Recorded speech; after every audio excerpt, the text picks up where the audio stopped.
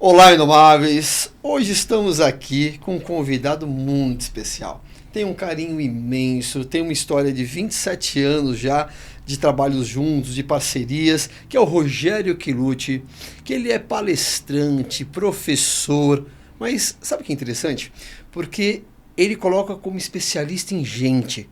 E é verdade, vocês vão conhecer toda a história e por que ele é especialista em gente. Se apresenta, Rogério. Bom, prazer estar aqui com vocês. Richard, prazer estar aqui contigo. Com o Jonathan, que está aqui na nossa mesa de operações aqui. Sem ele, nada disso aconteceria. Então, primeiro, obrigado por me receber aqui na sua casa, né? Na sua empresa, no seu podcast. E obrigado você que está nos assistindo por nos receber na sua casa também, no seu celular, no seu computador. É uma honra estar aqui contigo. E é isso, né? A gente se conhece, na verdade, 28 anos. 28? Cara. 28 anos. Tô sendo certo? Não, 27, tá 27, certo. 98, vai para né? 20, vai para 28 anos aí. Nos conhecemos no segmento de treinamentos, né? Exato. Num belo dia onde você foi me acompanhar na aplicação de um fui treinamento. Fui aprender. Eu tinha 19 aninhos, fui aprender Pois ali. é, né? Mas enfim, eu sou o Rogério Quilucci, eu trabalho com desenvolvimento humano. Como voluntário, eu comecei em 1989. Então, tem esse ponto também. Você, na verdade, não começou em treinamento. Não. Você começou para ajudar pessoas já. Exato. Já era um ponto de ajuda. Eu tinha 19 anos, 19 para 20 anos, ou era isso, acho que 19 para 20 anos, e eu entrei num trabalho voluntário e passei a trabalhar com crianças carentes. O primeiro trabalho voluntário que eu fiz foi com crianças carentes a gente chama hoje de comunidade, mas na época a gente chamava de favela. Exato. Na favela da Vila Inhocuné, no extremo leste de São Paulo, na zona leste de São Paulo. E fazia trabalho de evangelização e moral cristã para as crianças da comunidade carente. E logo em seguida fui trabalhar também como voluntário num orfanato, na Casa dos Inocentes, que ficava na cidade Patriarca. Hoje não existe mais o orfanato, por uma questão de legislação. Hoje no Brasil não se pode ter mais orfanatos. Sim. Mas enfim, eu comecei fazendo trabalho voluntário e depois fui fazer trabalho voluntário com jovens, depois com adultos, falando sobre comportamento humano. Na verdade, falava-se de inteligência emocional, só que não tinha esse nome. Aliás, Daniel Goleman, lembra aquela bíblia que ele tinha? Então, o Daniel Goleman...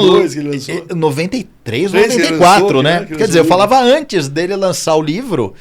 falava sobre comportamento humano e foi por conta do meu trabalho como voluntário, fazendo palestras voluntárias, que certa vez foi um empresário da área de treinamentos e também na mesma época uma gestora do Banco do Brasil que acompanharam um curso que eu apliquei, gratuito. Legal. E na mesma época me convidaram para fazer um trabalho pago. Isso foi a primeira vez que eu entrei numa sala pago, foi em 96. Então eu digo que eu me profissionalizei para dar cursos, palestras e treinamentos em 96. Então isso faz, como profissional, 29 anos.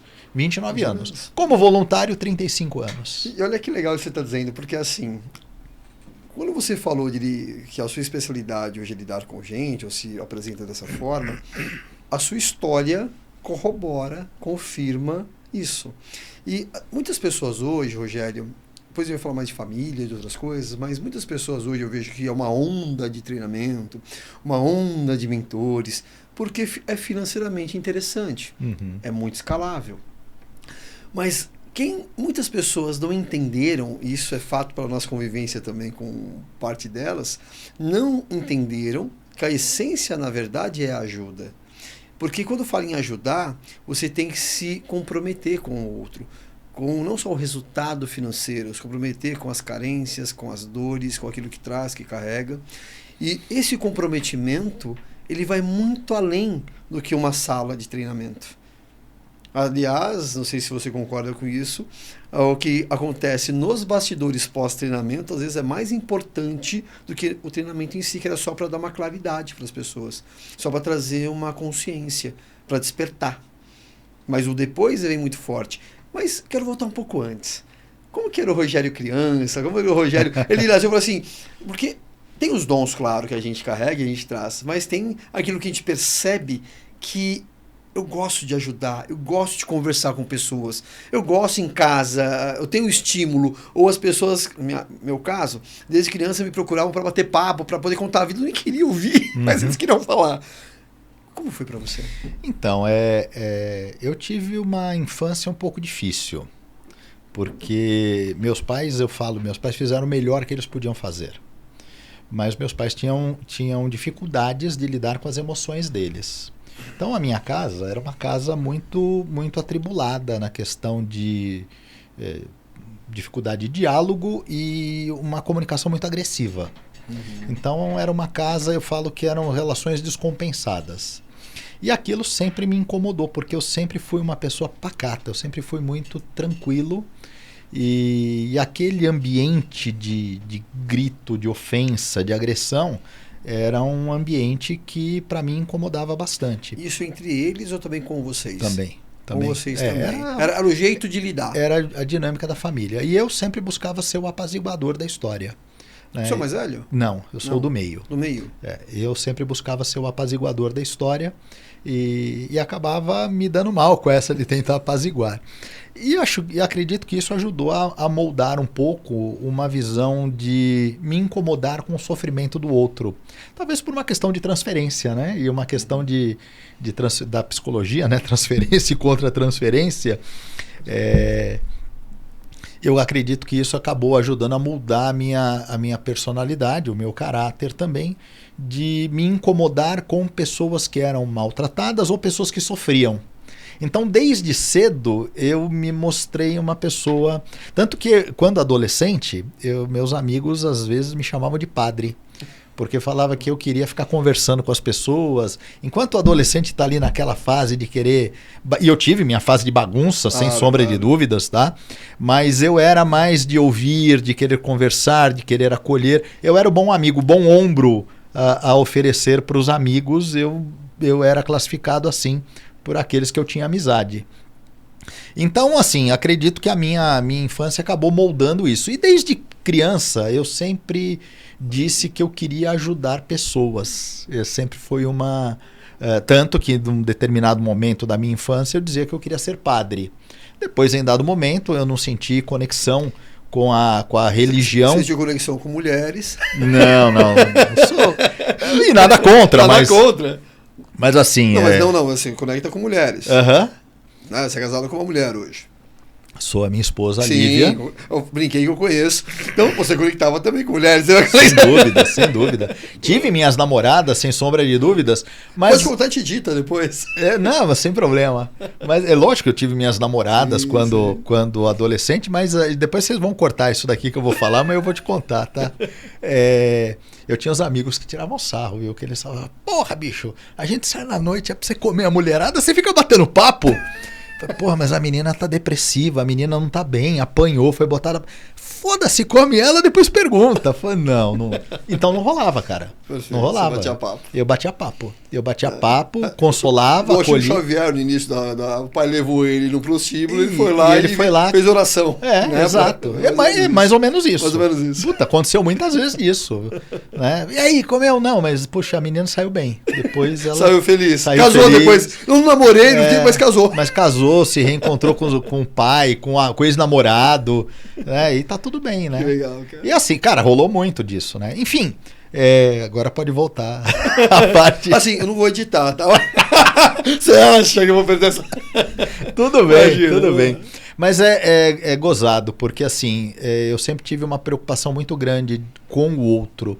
Para mim sempre foi prazeroso ver o outro bem.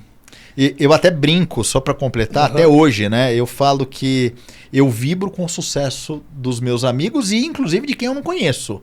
Quando alguém me conta que conquistou, que fez, sinceramente eu vibro com o bem-estar e com o sucesso das pessoas. Isso é verdadeiro, né? Falou de 27 anos aí de história, e no meio disso a gente foi fazendo várias parcerias e se reencontrava, ficava fazendo trabalhos juntos, depois, né? Enfim, e seguia outro caminho. Mas estou curioso por uma parte. Você tem valores muito fortes hoje, convictos, muita convicção com seus princípios, que eu sei disso. E os valores que você aprendeu na sua casa talvez eram bem diferentes daqueles que você tem hoje. em essência, talvez de amor, que sempre tem um amor e outras coisas que você trouxe, claro, mas do respeito, da forma assertiva de conversar, de compreensão, entendimento. Você não aprendeu isso na sua casa, né? Você, talvez de uma outra maneira, mas não da maneira que você faz hoje.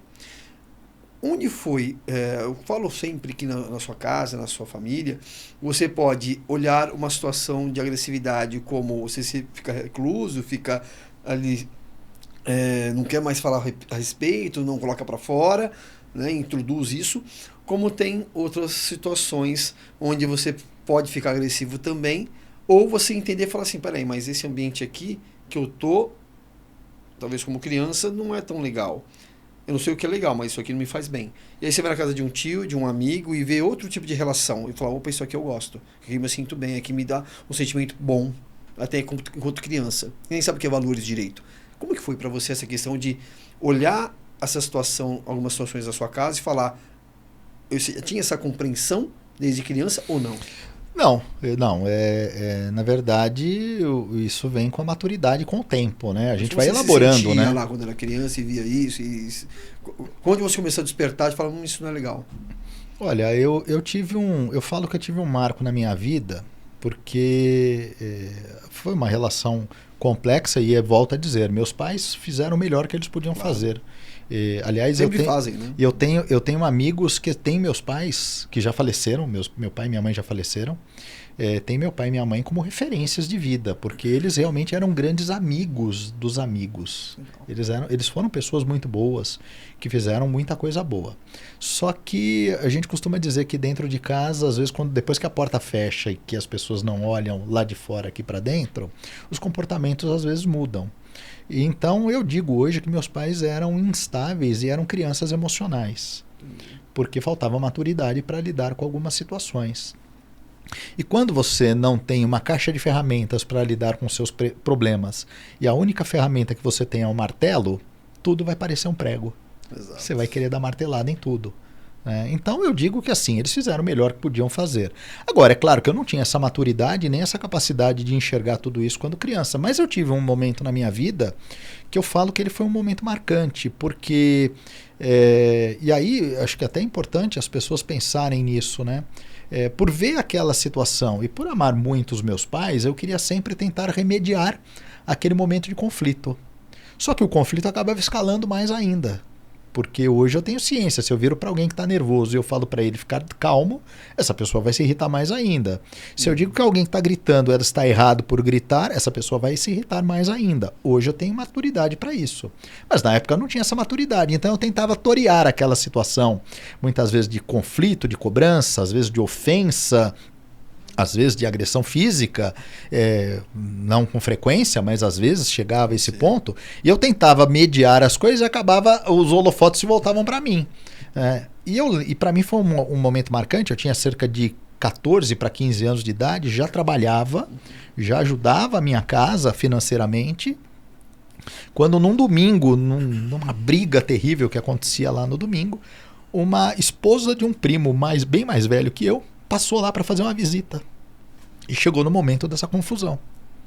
E ela me conhecendo, ela falou, o nome dela é Silvia, e ela falou, sobe no carro, vamos dar uma volta. E ela me falou uma coisa que foi libertadora.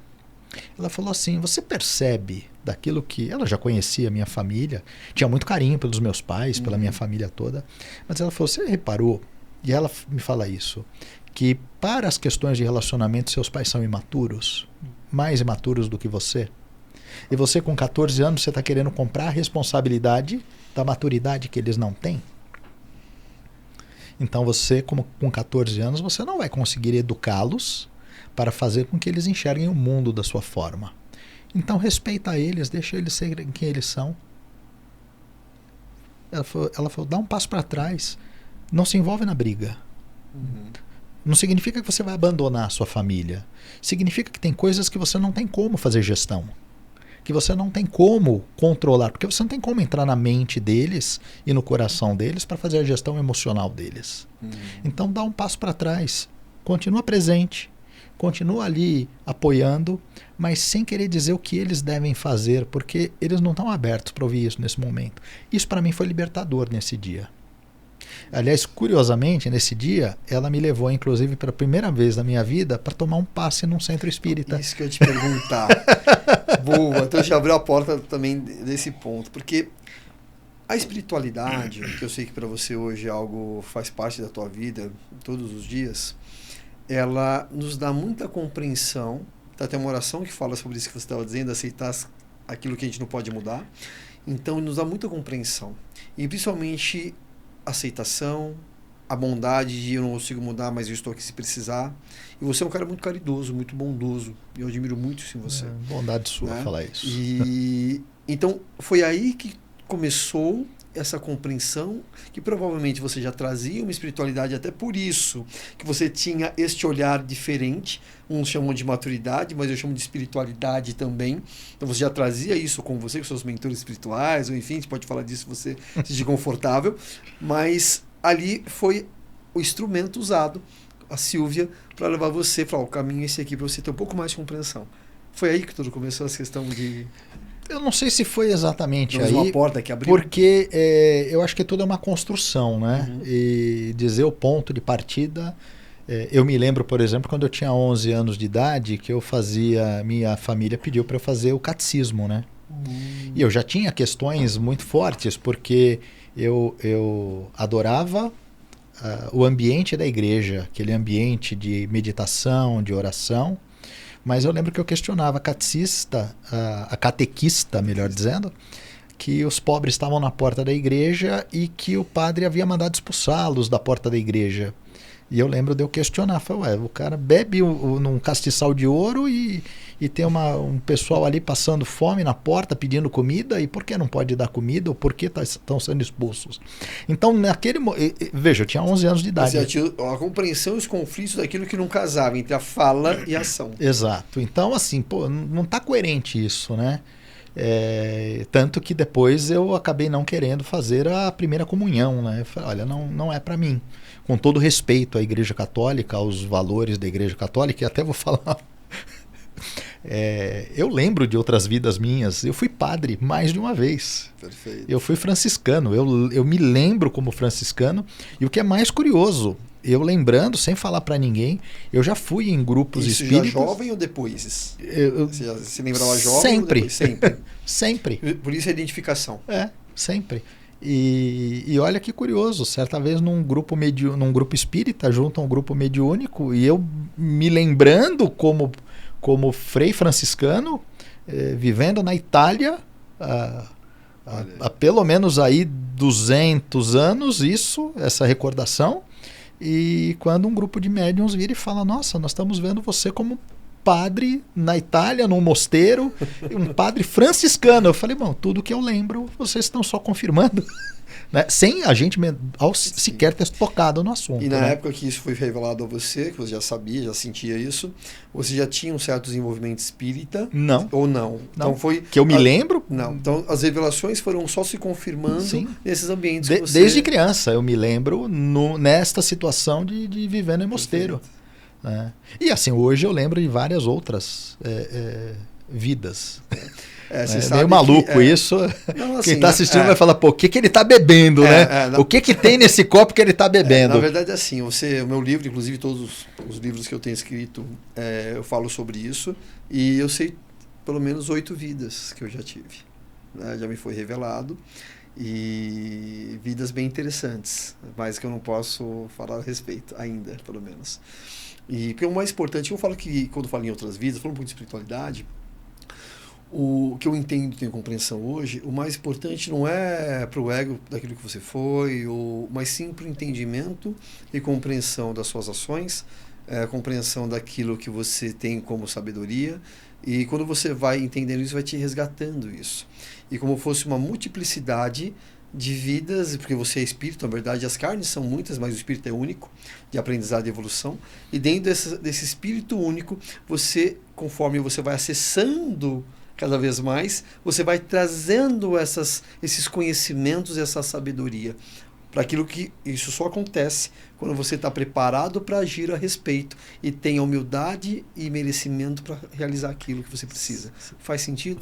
Total. Que é isso que eu vivo hoje na minha vida. Você sabe que eu faço palestras em grupos espíritas, eu faço palestras ecumênicas também, e às vezes entra no assunto, né, eu queria tanto, eu não fico falando daquilo que eu estou contando aqui porque surgiu a conversa. Até porque assim estamos muito conectados nessa frequência. Mas assim, às vezes alguém fala, eu queria tanto saber o que eu fui em outra vida, e eu brinco falando, olha gente, eu sei o que você foi e eu sei qual é a tua missão na Terra. Nossa, então me conta. Olha, eu posso te garantir, você foi alguém bem pior do que você é hoje. Porque é um processo de crescimento, né? Claro. Se existe a reencarnação, e todo mundo tem direito para discordar e para achar que não existe, eu acreditar ou não muda o fato se for fato ou se não for fato. Os outros acreditarem ou não também não muda o fato. Agora, então, somos o espírito contínuo, isso é fato. Né? Então, e se alguém não acreditar, também está tudo certo. Mas assim, o que eu brinco é dizendo o seguinte, se isso for verdade, a finalidade da existência é fazer com que o ser cresça e amadureça. Perfeito. Portanto, se existe uma continuidade, é porque antes eu era pior do que sou hoje. E qual é a minha missão? Ser melhor do que eu sou hoje amanhã. Então é isso, é um processo de maturação o tempo todo. Até eu comento isso que você estava falando, Rogério, e então entrando nessa parte de espiritualidade, que tem tudo a ver com falar de gente, tem tudo a ver com o trabalho que a gente realiza hoje, porque para mim hoje tudo é espiritual. Então, por mais que eu esteja numa empresa, lógico que tem questão de ser like e tudo mais, eu não vou chegar lá falando de espiritualidade, não é isso. Mas as minhas palavras, quando eu termino um treinamento hoje, uma palestra, muitos me procuram e falam assim, você tem religião, você é evangélico, você... E eu não falei nada sobre isso, mas as palavras e as pessoas veem em você ou luz, ou sentem, ou escuridão. Elas podem não ver, mas sentem alguma coisa diferente, fala de energia hoje. Então as pessoas percebem isso. Mas eu comento muito em treinamentos, em palestras assim, o trabalho que você tem, mas por que a gente está aqui? O trabalho que você tem, o que você realiza, as pessoas que convivem com você. O propósito não é você melhorar o teu emprego, não é você ter dinheiro, não é... Todas as convivências, ambientes e pessoas só tem um propósito, só um, aprender e evoluir. Para mais nada você está aqui. Então, claro, você tem as experiências, a vivência, tem um carro, tem uma empresa, tem... Por que você tem uma empresa? Por que você tem um trabalho que você realiza? É para você poder aprender, distribuir aquilo que você teve de conhecimento e tudo mais e evoluir, entre outras coisas. Você falou uma coisa tão importante porque às vezes eu encontro pessoas que dizem assim, eu vivo numa família, como o exemplo que eu dei da minha família, e de novo, com todo o amor ao meu pai, à minha mãe, aos meus irmãos, a toda a minha família, apesar de todas as dificuldades, eu falo que é típica família italiana, sabe? Da briga e tal, mas está todo mundo junto o tempo todo. Sim. Todo mundo unido ali, e todo mundo pronto para ajudar quando necessário. Então, mas aí às vezes eu encontro pessoas falando, não, porque eu tenho uma família muito difícil, a minha missão foi vir nessa família para ajudá-los a melhorar. Eu falei, você já parou para pensar que você não é a última batata do pacote, né? Você não é a última bolacha do pacote, não é a última batatinha do saco, e que provavelmente essas pessoas vieram para te ajudar a desenvolver paciência, tolerância, humildade, resiliência. Totalmente contrário, isso aí. Então, talvez a coisa seja um pouco diferente. Cada um está no seu momento, ninguém... as pessoas são diferentes, mas elas não são melhores. Elas são diferentes. São estágios diferentes. Elas só são diferentes. Então, pode ser que, pegando ali no emaranhado de coisas para aprender, uma ou outra coisa, eu já tenho aprendido mais do que as pessoas com quem eu convivo. Mas é muito provável que tantas outras ainda falta aprender, são eles que vão me ensinar. Então é uma troca. A gente está aqui para trocar. Esse é o propósito principal. A gente está aqui para trocar. Perfeito. E, cara, assim, eu falei que tinha certeza que esse papo ia caminhar em algum momento para isso, né? Porque faz parte da nossa essência, da minha e da sua. Nem todo bate-papo eu entro nesse assunto, não dessa forma, né? Mais aprofundada. E eu sei que você realiza, através disso, falando de gente, desde onde muito jovem, você passou a realizar caridade, a realizar... Você tem hoje mais do que um projeto, um instituto? Um instituto? Como está hoje a denominação? Então, vamos lá, não é meu, né? Sim, eu sou voluntário. Você faz parte, né? Há 35 anos, eu sou voluntário... 35 não.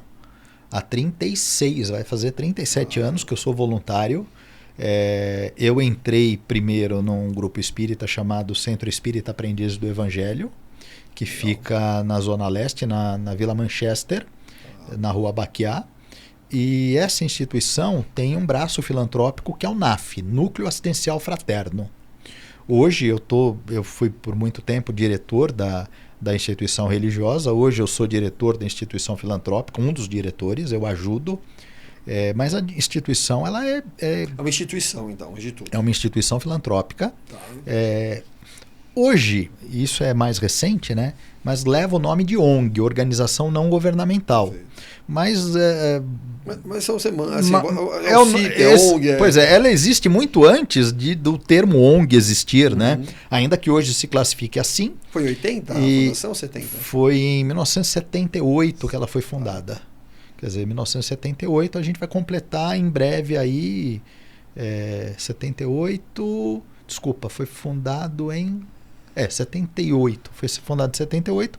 A gente vai completar daqui a pouco aí 40 anos, né? Tem 47 anos. E a sua esposa, aliás, você conheceu lá, não foi? Foi. Olha aí, ó. A minha esposa, ela é filha de um dos fundadores. Legal. E quando eu entrei para frequentar, eu sou 8 anos mais velho que ela. E quando eu entrei para frequentar lá, que eu tinha 18 para 19, ela tinha 10, 11 anos de idade. Inclusive, eu cheguei a dar aula de moral cristã para ela. Não era o professor dela, mas cheguei a fazer uma peça de teatro. Você apaixonou pelo professor? Não, pelo amor de Deus. Eu só fui começar a namorar com ela, eu tinha 30, ela tinha 23. Né? Não, mas já tinha, eu brinco assim, mas já tinha admiração, provavelmente. Né? Admiração, sim. Então tudo começa na admiração. Toda relação, somente homem e mulher, ou qualquer tipo de relação, é muito importante a admiração e ela se manter. Porque se ela não se mantiver por muitos anos, você perde o restante. Exato. Então, aliás, é a escala do amor, né? O Rosandro Klinger, ele fala sobre isso, né? Nos vídeos dele. Primeiro você desenvolve respeito, baseado naquilo que a pessoa faz, que ela te apresenta. O respeito evolui para a admiração evolui para o amor. Né? Então, é uma por escala. Isso muitos amigos acabam se apaixonando. Exato. Justamente por isso. Então, se você começa a ter atitudes que faltam com o respeito, a primeira coisa que morre antes mesmo do respeito é a admiração.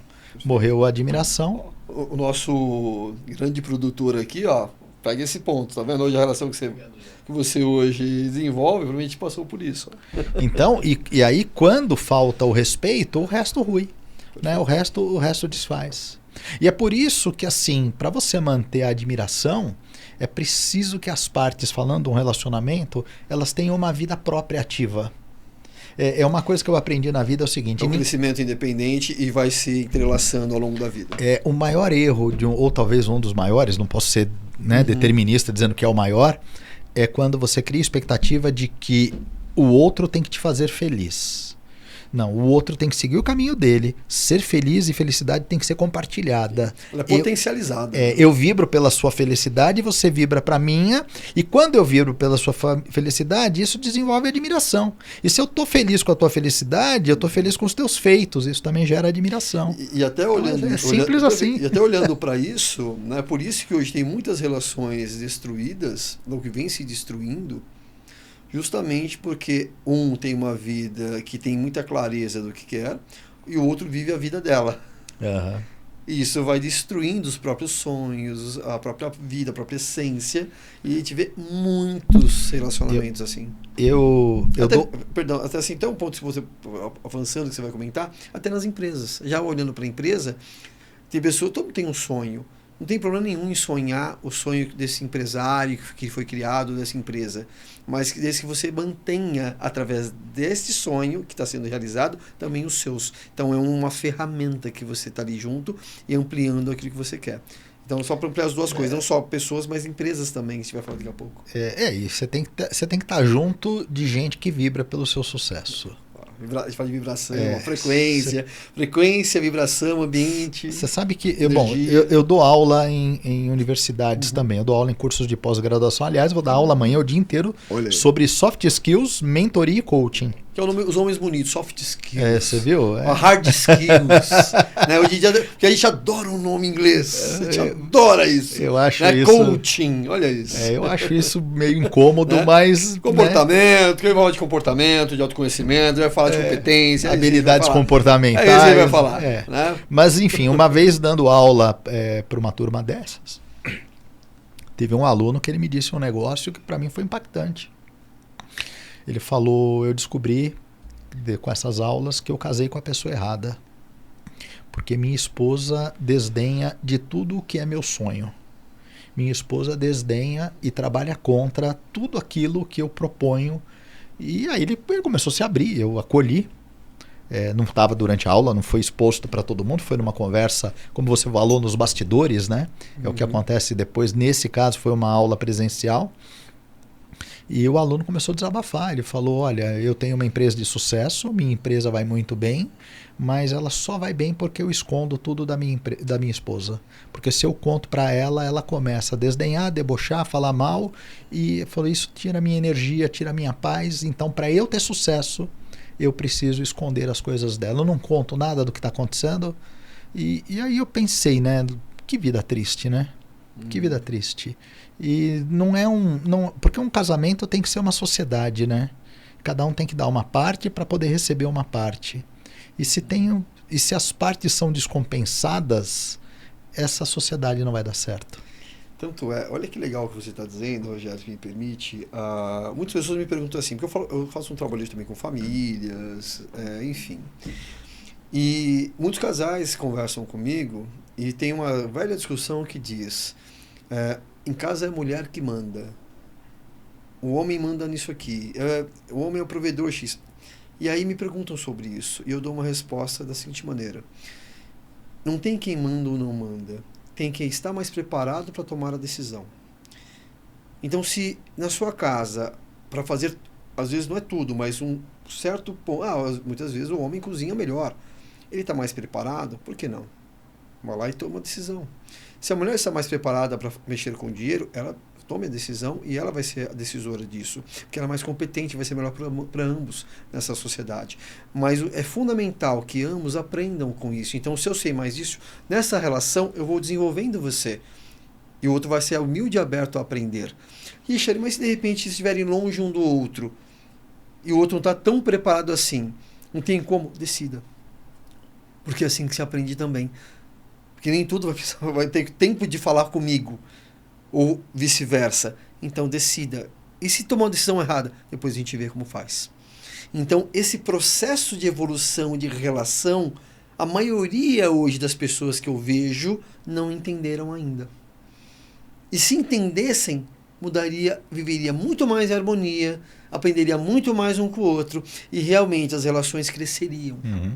Você tem essa visão que eu passei, assim, faz sentido? Ou você tem um olhar diferente? Não, eu acho que está muito alinhada. Eu pego um exemplo na minha casa. Na minha casa, hoje a gente tem uma senhora que trabalha para nós, segunda a sexta-feira, mas no final de semana, estou eu, minha esposa, a Lívia, e meus filhos, o Enzo e o Giovanni, que vão fazer logo 16 anos, são gêmeos. Olha aí. Vão completar 16 anos agora. O nome dos dois? Enzo e Giovanni. Você pegou a geração do Enzo. Pois é, né? Mas meu filho adora o nome dele, ele adora o nome dele. Já vi hoje, depois que a Cláudia Raia, o Edson Celular colocou Enzo, não sei se você viu, só um parênteses, tem festas de Enzo. Pois é, virou conotação de criança mimada, mas o meu Enzo não é mimado, não, ele é... Mas enfim, o que eu ia dizer é o seguinte, a gente não tem essa, por exemplo, de quem é a vez de lavar a louça. Perfeito. Pô, a louça tá ali, eu tenho o maior mais prazer. Perto? Eu tenho o maior prazer em lavar a louça, porque eu sei o quanto, por exemplo, de sábado de manhã, minha esposa acorda às 6:30 da manhã para ir fazer trabalho voluntário. E volta quase ao meio-dia.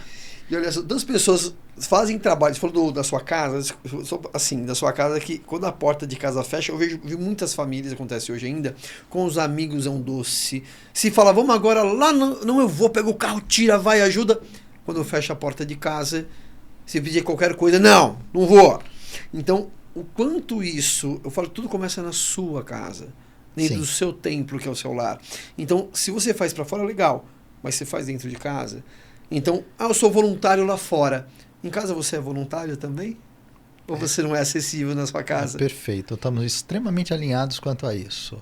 E a visão de que meu lar é meu templo. Perfeito. Eu não preciso ir numa igreja, num centro espírita, num terreiro. Meu lar é meu templo. Perfeito. É ali que tem que ser o lugar mais equilibrado, o lugar mais alegre, é o lugar que eu tenho que ter prazer de estar. E é uma coisa que eu falo isso muito com os meus filhos, porque adolescentes entram no processo... São os dois, né? São só os dois. Adolescentes entram no processo de instabilidade hormonal, que mexe com as emoções.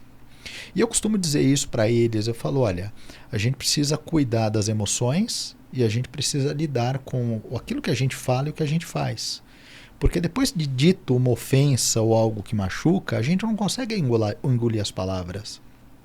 Então, se você não está bem, me fala, porque eu vou te apoiar. Porque cuidado com o que a gente fala. Aqui dentro a gente tem que se sentir num lugar onde clima de ameaça zero.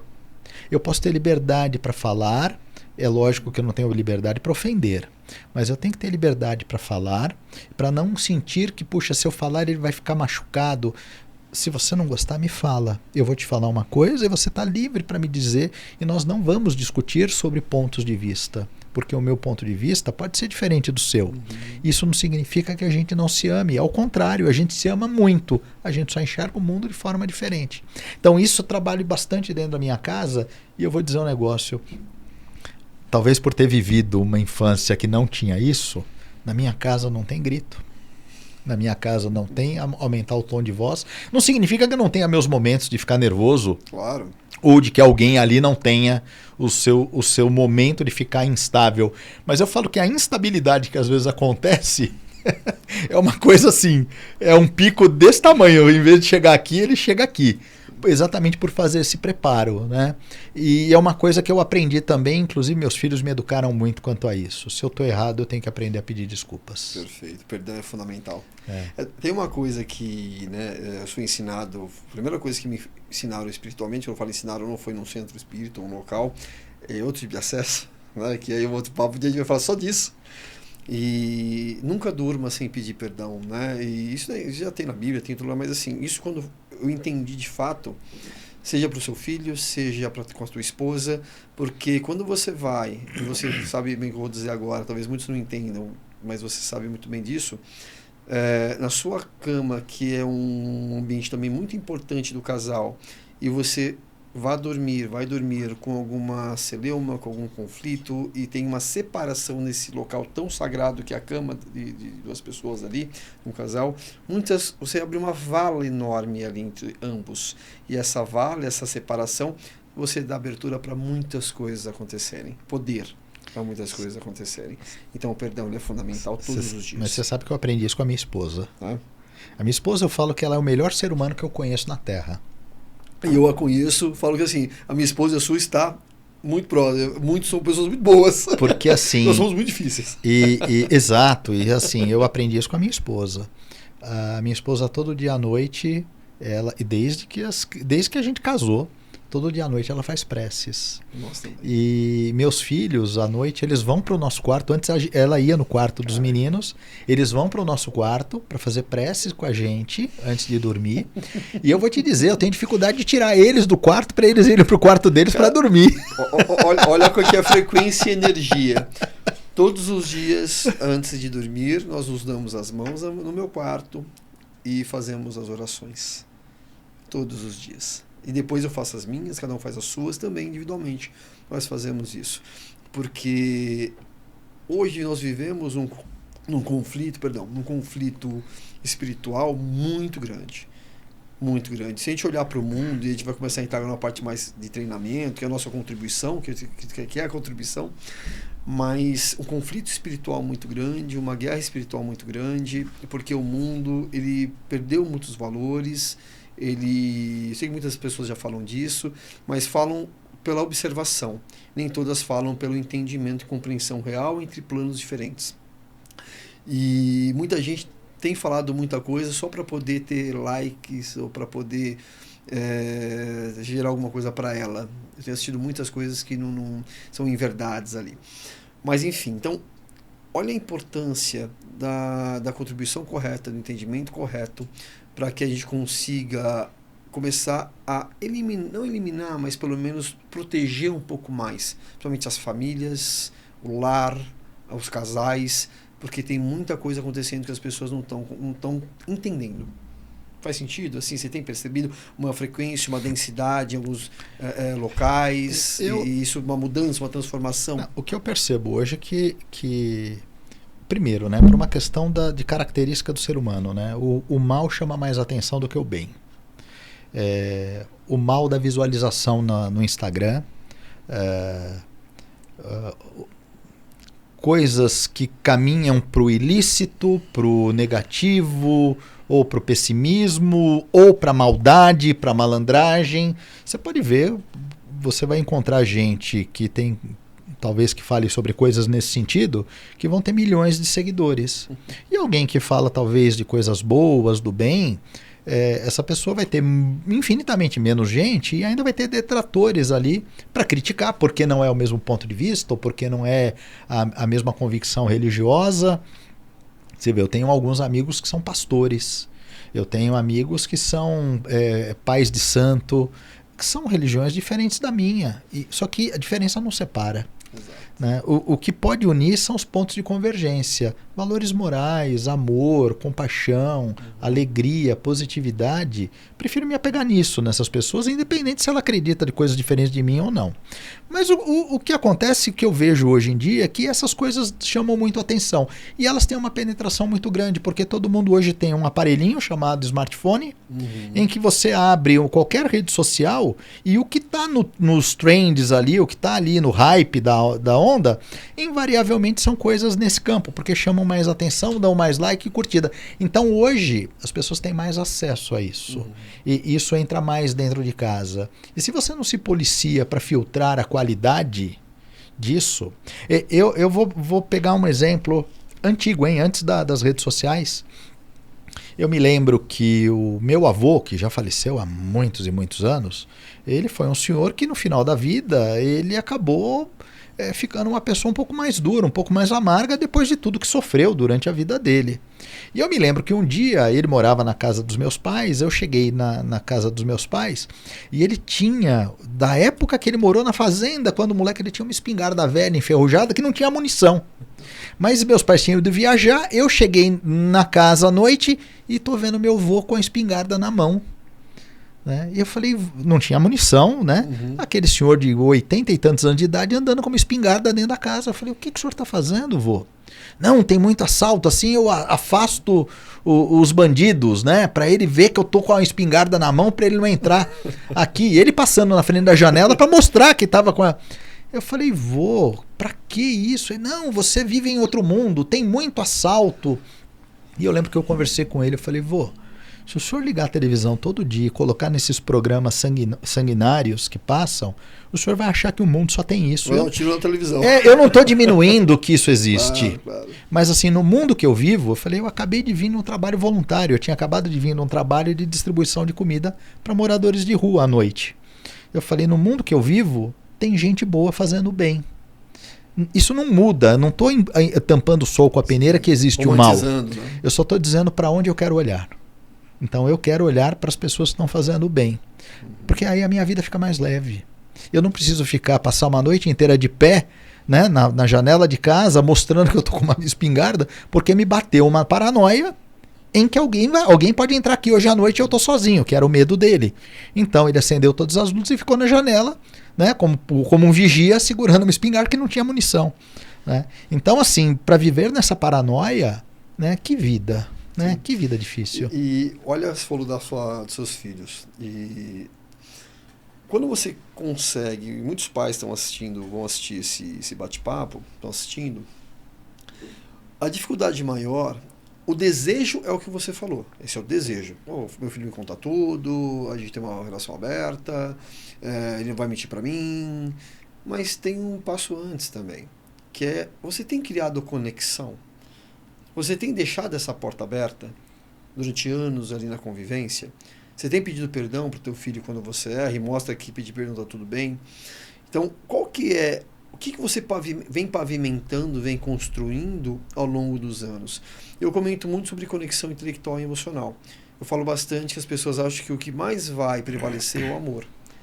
O amor é base, a conexão emocional, é o cuidar, é o amor, é o abraçar, é olhar e mostrar emoção. Mas o que vai ter perenidade, que vai fazer você estar cada vez mais próximo, principalmente depois da fase adulta, é a conexão intelectual. Porque quando você vai sentar com um amigo para conversar, ou alguém te procura, não é porque ele te ama. Ele pode até te amar. Mas se vai fazer eu sentar 2 horas com você para conversar, é a conexão intelectual que nós temos. De direcionamento, de troca, de evolução, enfim, de tudo isso. E se você não construir essa base desde muito jovem, com seus filhos, com a sua esposa, desde a época de namoro, essa construção intelectual de direcionamento, que é o que falta muitas vezes, o pai e a mãe, eles cuidam, mas falta a conexão intelectual. Então, para você conseguir ter essa abertura, essa troca, tem que ter essa conexão. E falta muito, até de entender de novo, a compreensão, entender como fazer e que isso é fundamental. Mas eu cuido, eu dou tudo, eu não dou, eu educo. A educação passa pela conexão intelectual. E isso tem mais um pontinho que é a janela.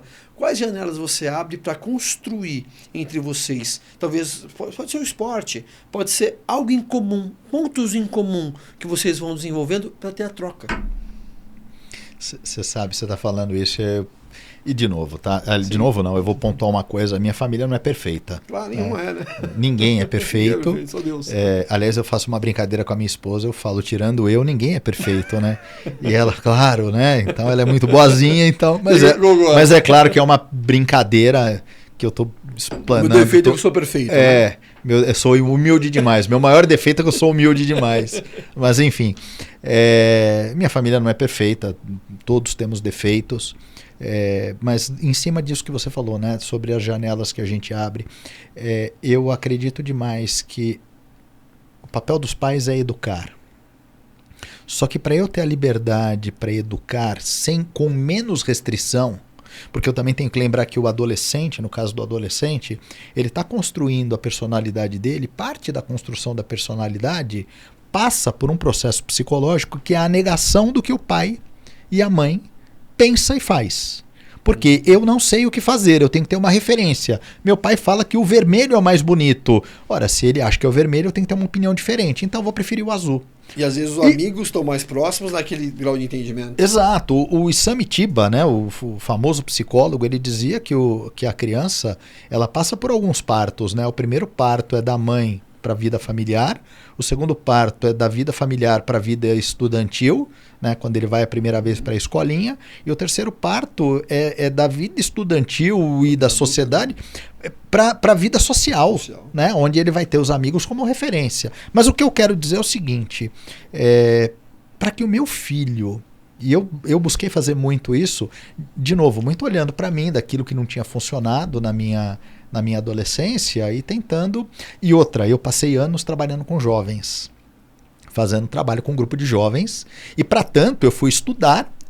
Eu não sou formado em psicologia, ainda hoje eu tenho uma especialização em psicanálise, mas eu fui estudar comportamento humano. Você se especializou em comportamento, não Exato. Da psicologia. Né? Mas assim, eu fui ler inúmeros livros de psicologia, de a psicologia do adolescente, inclusive quando fomos eu e minha esposa sermos pais, a gente foi estudar sobre criação dos filhos.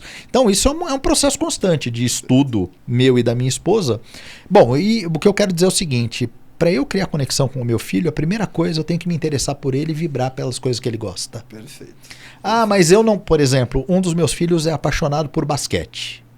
Eu nunca joguei basquete, pela minha altura, né, seria ilusão minha querer jogar basquete. Eu nunca joguei basquete, mas toda vez que ele fala, pai, vai ter jogo do Lakers com o Luka Modric vai jogar, vamos assistir? Vamos. Eu sento do lado dele e vou assistir com ele. É isso. E eu não tô, abrir uma janela. E eu não tô ali por causa do jogo, eu tô ali por causa do meu filho. Eu tenho meu outro filho, esse é o Giovanni, que gosta de basquete e de futebol. Então, vai ter jogo, pai, vamos assistir? Vamos assistir. E aí ele vai me falar do jogo, eu vou perguntar para ele, eu vou me interessar. E aí o meu outro filho, ele gosta de dar aulas. Olha só. O Enzo. Entrando aí, ó. E o Enzo, de vez em quando, ele fala, pai, você conhece a ligação covalente do que o átomo do carbono faz? De química. Ele adora química, física, biologia. E aí ele, posso te dar uma aula? Às vezes eu estou ocupado, eu estou com alguma coisa. Quando a coisa é muito urgente, eu falo, filho, você pode me dar essa aula daqui a 20 minutos para eu concluir tal coisa? Ah, beleza, pai. Quando não, puta, eu posso parar o que eu estou fazendo. Eu tenho no meu escritório em casa, eu tenho uma lousa. Ele vai lá escrever na lousa, ele me dá aula escrevendo na lousa. Às vezes eu não estou entendendo nada do que ele está me falando, mas eu estou ali. E ele, você entendeu, pai? Eu falo, não fica preocupado se eu entendi, filho. Fica preocupado em dar a tua aula, eu tô acompanhando, vai lá. São as fases, né? A primeira fase, preocupe em fazer, depois se preocupa comigo na segunda fase. E aí ele dá a aula dele, às vezes ele fica ali 20 minutos explicando tal. O Enzo gosta de falar ele gosta de falar, por exemplo, você leu tal livro, pai? Não, esse eu não li. Você sabia que o fulano fez tudo? O Enzo adora falar de cultura. Perfeito. Falar de coisas, por exemplo, história, de geografia, de química, de física. E toda vez que ele vem me dar uma aula, eu paro e ouço ele e falo, pô, que legal isso. Filho, esse assunto eu sei. Dá uma pesquisada em tal coisa. E a gente faz uma troca dentro do campo que dá prazer para eles. Sabe o que é legal você está dizendo? Falei das janelas, né? Isso eu falo muito também, que tem um projeto também ligado a famílias e filhos, enfim. Eu tenho, meus filhos são meus sócios. Um deles é sócio na construtora, o outro numa de moda, que tem 17 anos agora. Mas nessa janela de oportunidade, de troca, eu falo muito para as famílias observarem nesse momento as situações e discutirem sobre elas. Então, num jogo, por exemplo, o cara foi lá e teve uma atitude antiesportiva. Você tem a oportunidade de conversar sobre aquilo e falar de valores e falar de vida, mas de uma forma leve e com uma situação real. Ou, de repente, teve uma situação onde a pessoa se superou lá no esporte. Fala, cara, olha isso, e você abre uma outra janela de oportunidade para falar de uma outra situação e colocar sua visão de vida e ver a visão de vida, porque muito mais do que somente assistir, eu tenho certeza que você faz isso, é a troca naquele momento. Então, o pai, somente que tem mais maturidade, ou se espera que tenha, né? Naquele momento, é olhar as situações que estão acontecendo ali no momento e aproveitar para discutir, aproveitar para falar a respeito, aproveitar para ver a visão de vida. Nas aulas é diferente. Então, é isso, é abrir a janela, abrir a oportunidade, que sem ela não existe o resto, mas aproveitar cada momento, cada segundo e cada situação para poder observar a visão. A visão que o filho traz, porque ele fala, tá falando do jogo, mas tá falando da visão dele. Uhum. E você aproveita para observar e falar, cara, olha que legal, isso aqui eu tenho que ajustar. E não é na hora, porque se você fizer na hora, não, mas isso não é assim. Você fechou a janela. Putz, você entrou num ponto. Você fechou a janela. Fantástico. Então, você tem que ali observar, conversar e talvez dar um exemplo, contar uma história, dar um exemplo para ele pensar. Ou talvez nem é isso, só ouve. E vai ter momentos, vai ter uma outra janela de oportunidade para você fazer isso, que você vai criar. Mais importante, quando eu vejo que aquilo me parece algo errado em questão de valores, ou em questão de posicionamento, ou de comportamento, que um resultado vai ter uma consequência ruim, mais importante do que falar você está errado, é fazer perguntas. Pergunta. E você acha que você acha que isso que você fez com a pessoa, como é que você acha que ele vai se sentir amanhã, depois que tal coisa acontecer? E isso que você fez, o que você acha que pode vir de resultado amanhã ou depois na sua vida? Então, pergunta. Em vez de falar você está errado, pensa na consequência. Ajuda a pessoa a pensar. Na verdade, é trabalho de coaching, sim, né? Ou na situação, né? De repente acontece uma situação num filme, tá assistindo um filme juntos. Eu assisto muito filme, sou cinéfilo, muito filmes com minha família, com meus filhos. Eu posso, em média, além do trabalho, que eu tenho cuidado também de não levar discussões de trabalho como não aconteça, que toda a minha família trabalha junto, não levar, mas aproveitar e de repente um filme, uma situação no basquete, num jogo, acontece algo e eu uso a situação, eu falo, cara, essa situação, eu faço um comentário, às vezes é proposital, para ver o que ele vai dizer. E ele fala algo e fala, legal essa visão que ele traz. Legal, porque essa visão se traduz no comportamento dele quando não estiver perto de mim. Essa é a confiança, que nem hoje, vou dar um exemplo. Hoje ele me pediu assim, o Nicolas, 17 anos, o grande amigo dele vai fazer aniversário e vai para uma balada. Eu não gosto que fique de madrugada, mas eu tenho que confiar nele, ele tá prestes a fazer 18 anos. E eu falo assim, pai, posso ir? Eu falei, cara, eu confio em você. Então, eu quero saber onde é, eu vou te levar, eu vou te buscar. Eu quero falar com os pais, né, do rapaz também, para entender quem parece que a família vai. Eu quero entender. Só que eu faço isso já há muitos anos. Porque eu também dou liberdade, tudo que eu faço ele entender. Ele pode falar assim, por que você vai em tal lugar? Eu dou a via tem que ser essa.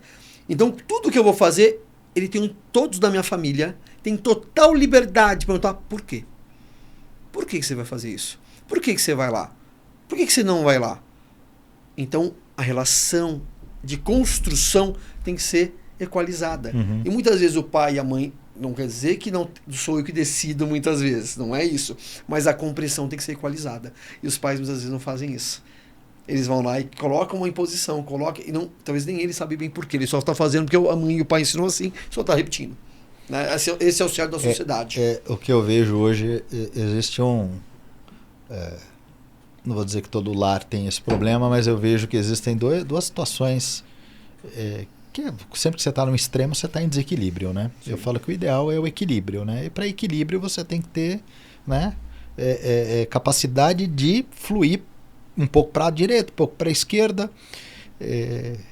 Eu vejo, por exemplo, pais, olhando o grupo de amigos dos meus filhos, pais, e todos muito bem intencionados, tá? Todo mundo muito bem intencionado, mas pais que são extremamente permissivos e acreditam que dizer sim para tudo é uma forma de amor.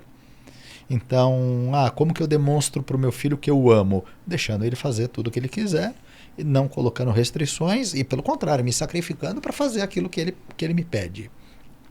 Qual o problema disso? Eu crio uma criança que não tem limites, que não sabe lidar com frustração, que não sabe lidar com o não. E esse é um problema muito sério de hoje em dia da sociedade. Né? Jovens que entendem que o mundo lhes deve favores. Esses jovens estão ingressando no mundo profissional, que a gente vai entrar já nesse assunto. Tá? E que acreditam que o chefe deveria agir como pai, né? Deixa eu fazer qualquer coisa. E já vão ter promoção em 6 meses. Em 6 meses eu quero ser o dono da empresa. Né? E 2 mais 6, milionário. E eu tenho o outro lado, né? Pais que talvez tenham tido uma criação muito reprimida, muito repressora, e que não conseguiram elaborar, né? Porque você pode ter tido uma criação difícil e aprendido com ela quais são os pontos ruins. E aí é uma coisa que eu pego alguns pais fazendo. Porque quando eu era criança, meu pai me batia e eu não reclamava. Cara, você não está lembrando de quem você era criança, você apanhava e não gostava. Porque quando eu era criança, meu pai nunca me deu nada.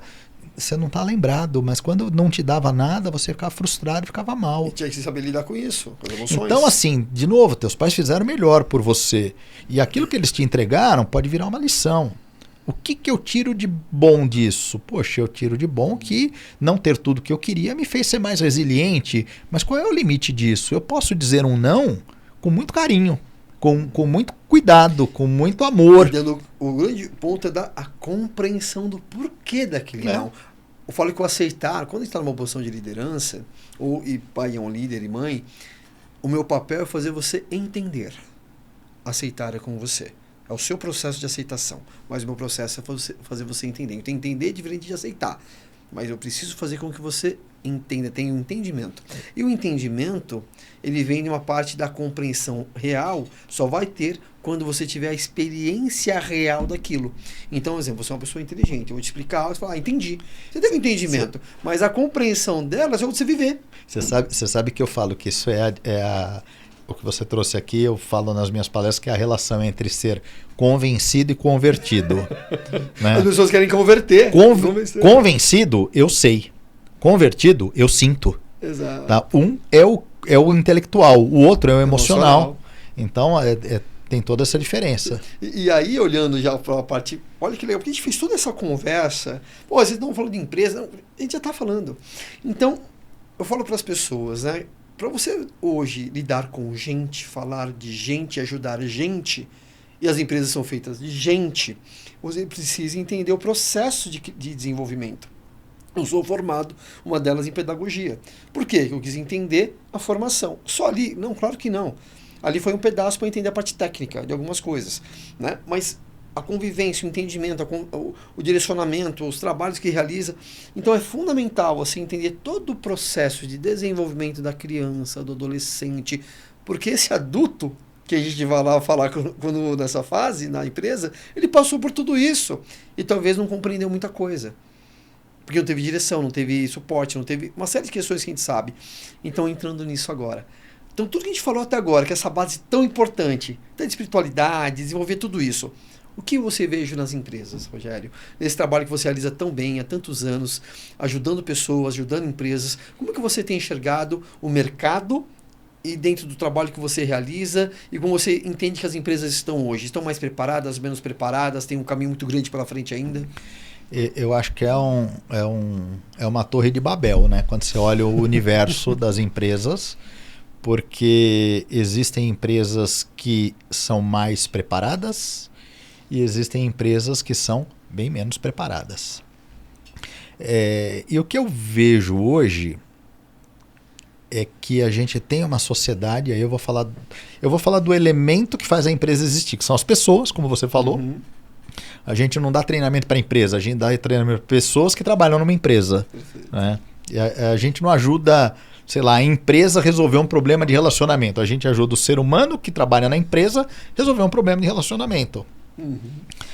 O que eu vejo é o seguinte, a gente tem hoje cada vez mais exigência no mercado de trabalho, então os resultados são cada vez mais cobrados.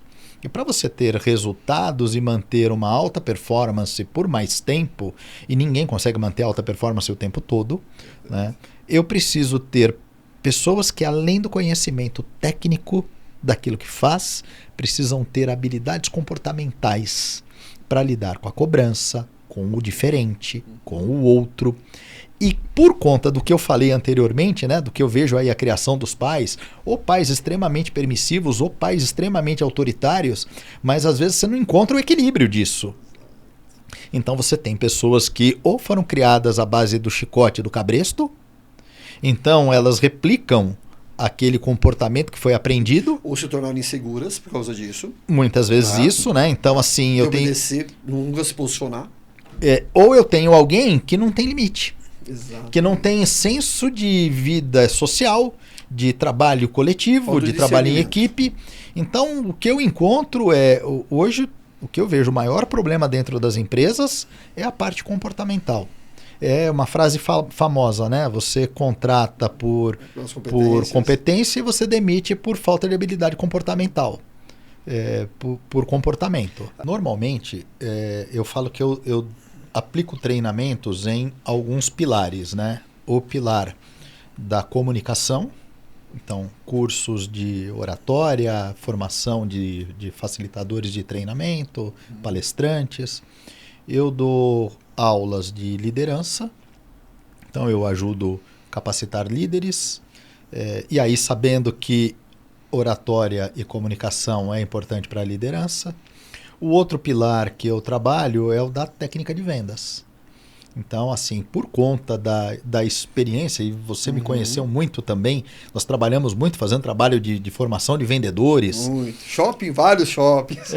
Eu, depois que a gente fez o trabalho com shoppings e depois do trabalho com a Ford Automóveis, eu fui para uma consultoria de treinamento onde eu atendi todo mundo no mercado automotivo. Sim. Tanto que desde 2010 eu sou professor da FenaBrave, da Federação Nacional dos Revendedores de Veículos Automotivos.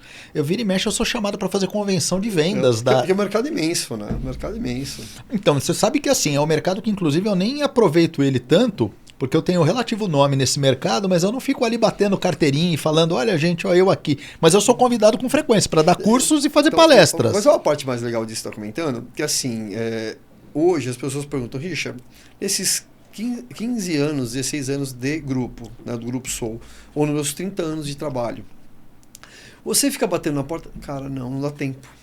É muita indicação. Então, claro que eu tenho uma equipe de marketing, e eu falo que às vezes é mais interessante, mais satisfatório você receber o convite do que você ficar ali insistindo para ver se fecha o negócio com você. Não que a gente não tenha essa parte de vendas, mas isso é muito, muito gratificante. Então, eu falo que, inclusive, eu dou aula de vendas, mas eu não tenho um departamento comercial, eu não fico vendendo. Graças a Deus, por ser procurado. E o último pilar é o da inteligência emocional, que, como eu disse, foi onde eu comecei, falando de inteligência emocional. Eu tenho formação na área de marketing, eu sou pós-graduado em marketing. Fez uma pós, se não me engano, em Paris? Uma parte dela. Uma parte em Paris. Eu fiz pela PUC de São Paulo. Paulo. Da educação do mundo. Pois é. Mas você sabe que... Aí daqui a pouco eu volto nisso daqui. A coisa mais divertida foi chegar em Paris, nós tivemos aula com os professores da Universidade do Porto. Ou seja, eu não precisei aprender a falar francês. Os professores da Universidade do Porto vieram dar aula para nós. O mais fantástico foi ouvir de um professor, nós lá em Paris, para ter aula com os professores do Porto, e um dos professores dizer assim: não sei porque vocês vieram para cá, o marketing de vocês é muito melhor do que o nosso. Eu falei, tudo bem. A gente veio dos Estados Unidos, não para cá. Não, mas ele falou, olha, para mim, referência de marketing é o brasileiro e o norte-americano. Sim. Então, eu falei, bom, então... Mas aprender com o Kotler, não comigo. Mas nós fomos aprender, o módulo foi marketing internacional na visão europeia. E foi muito interessante, valeu muito a pena, até foram lições fantásticas, porque a comunicação europeia, particularmente a espanhola e a portuguesa, é muito concreta. Você não trabalha com visão abstrata. É literal, né? É literal. Exato. Então, nós trabalhamos muito com a visão abstrata. O espanhol e principalmente o espanhol e o português. É só ver um parênteses, né? Do esporte, tá cheio de técnico português aqui no Brasil, e eles são muito diretos e muito sinceros. Exato. Né? Para nós é sinceridade. Parece sinceridade. Para nós parece falta de educação, e não é objetividade. É objetividade direto. Você vai, então você vai. É isso. Você não vai, você não vai. É isso. Bom, mas eu vou voltar naquilo que eu estava comentando. Eu fiz essa formação, né, de marketing. Hoje eu dou aula em algumas faculdades. Eu dou aula na pós da FIA, do IBMEC, do IBE. Enfim, aqui para nós, que ele é um rapaz muito humilde, eu já conheço, mas é um dos professores mais bem renomados, requisitados do mercado, e até quem está assistindo aqui, quer contratar alguém que tem não só o conceito, a prática, a experiência e tudo isso que ele já mostrou aqui, Rogério Quelucci vai deixar depois os contatos aqui. Obrigado pelo carinho. Mas enfim, hoje eu trabalho nesses 4 pilares e que eles estão todos interligados. Né? Quando eu falo de liderança, eu preciso falar de comunicação. Quando eu falo de vendas, eu tenho que falar de comunicação e de liderança. Quando eu falo de tudo isso, eu tenho que falar de inteligência emocional. Então, todos eles estão interligados. Mas o que eu vejo hoje, as maiores demandas das empresas que me procuram. A primeira é vendas, porque a empresa que não vende não sobrevive. É isso.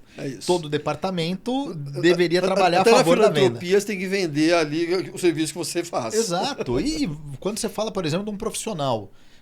Geralmente eu pergunto, quando eu vou fazer algum trabalho de liderança, eu pergunto, quem é que vende? E ninguém levanta a mão, eu falo, já começamos errado. Olha, para pensar, você tem que vender o seu trabalho, as suas ideias, a sua imagem, o seu profissionalismo, a sua imagem. Todo mundo é vendedor.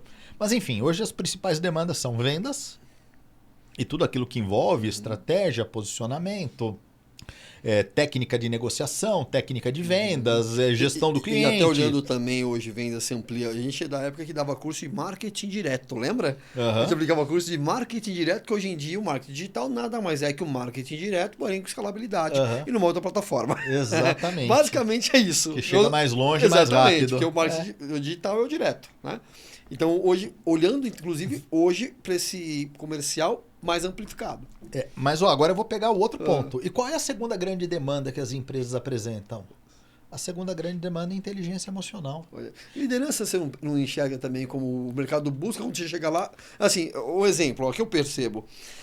A demanda vem de liderança. Quando você chega lá, o problema é outro. Exato. Mas a demanda vem como liderança, não vem muitas vezes? É porque no final das contas... Liderança e vendas. No final das contas, quando você fala de desenvolver um líder, é diferente de desenvolver um gestor. Perfeito.